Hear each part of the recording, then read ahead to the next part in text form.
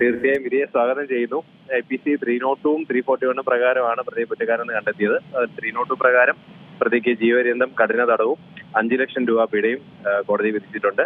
341 പ്രകാരം 1 മാസം കഠിന തടവുമാണ് ബഹുമാനപ്പെട്ട കോടതി വിധിച്ചിരിക്കുന്നത്.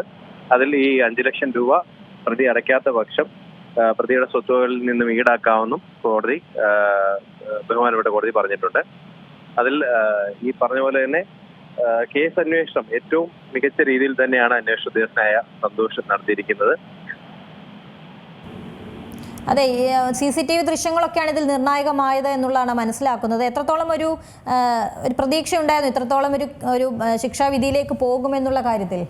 ഇതിൽ തിരുവല്ല പോലെ ഒരു ടൗണിൽ വെച്ച് പട്ടാപ്പകൽ നടന്ന സംഭവം എന്ന രീതിയിൽ ഒരുപാട് ദൃക്സാക്ഷികൾ ഉണ്ടായിരുന്നു. അതോടൊപ്പം തന്നെ ഈ കൃത്യസ്ഥലത്തെ പ്ലേസ് ഓഫ് ഒക്കറൻസിൽ നിന്നുള്ള CCTV വിഷ്വൽസ് ഉണ്ടായിരുന്നു. ആ CCTV വിഷ്വൽസിലുള്ളത് പ്രതി തന്നെയാണെന്നുള്ള പ്രൂവ് ചെയ്യാൻ വേണ്ടിയുള്ള സയന്റിഫിക് എക്സ്പെർട്ടിന്റെ റിപ്പോർട്ട് ഉണ്ടായിരുന്നു.